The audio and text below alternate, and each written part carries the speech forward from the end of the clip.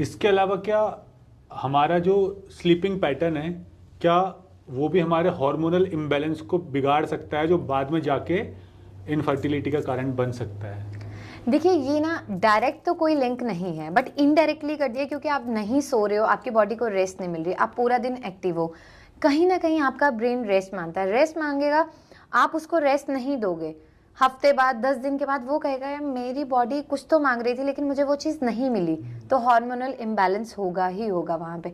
और आपने देखा होगा कि हमारी साइंटिफिक स्टडी के अकॉर्डिंगली जो लोग रात को काम करते हैं, 90% जो नाइट शिफ्ट में काम करते हैं, उनकी बॉडी डिजीज को लेके ज़्यादा प्रोन है एज कम्पेयर टू जिनका स्लीपिंग पैटर्न जो है वो नाइट का बहुत अच्छा है।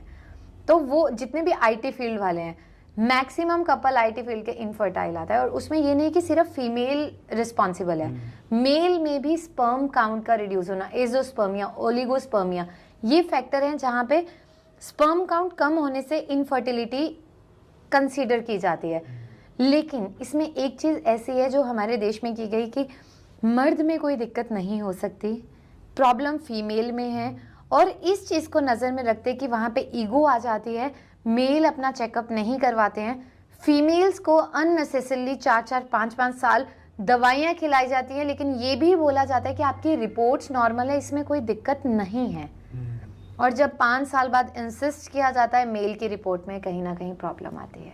तो मैम, एक जैसे आपने एक टेस्ट तो बताया, तो कोई भी इंसान अगर उसको टेस्ट कराने हैं कि उसकी बॉडी फर्टाइल है या नहीं है, तो कौन कौन से टेस्ट करा सकता है जिससे उन्हें क्लियर हो जाए कि हाँ मेरी बॉडी फर्टाइल है, इतने एग्स बन रहे हैं और हमारा मतलब बेबी करना या बच्चा करना इतना सही रहेगा या नहीं रहेगा, और कितना हेल्दी हमारे लिए भी रहेगा? देखिए, इसमें ना हिमांशु कहीं ना कहीं हमारी किस्मत पे बहुत ज़्यादा काम करती है, क्योंकि मैंने अपने करियर में क्या देखा, देखिए AMH इसमें बहुत क्रूशियल रोल प्ले करता है। फिर एग रप्चर हो रहा है या नहीं, उसके लिए हम फॉलिकुलर स्टडी करवाते हैं, प्रोलेक्टिन का लेवल ज़रूरी है, और HSG की रिपोर्ट, ये 4 मेन टेस्ट है। मेरे अकॉर्डिंगली बहुत हायर नहीं जाना होता है, लेकिन मिरेकल होते मैंने देखे जिनका AMH बहुत कम है, स्टिल प्रेगनेंसी हुई। तो वहाँ पे उसका लाइफस्टाइल बहुत अच्छा था, उसने चीज़ें अडेप्ट की, स्पर्म उस अकॉर्डिंगली था, उसकी मोटाइल उतना ज़्यादा था कि इजीली प्रेगनेंसी हुई।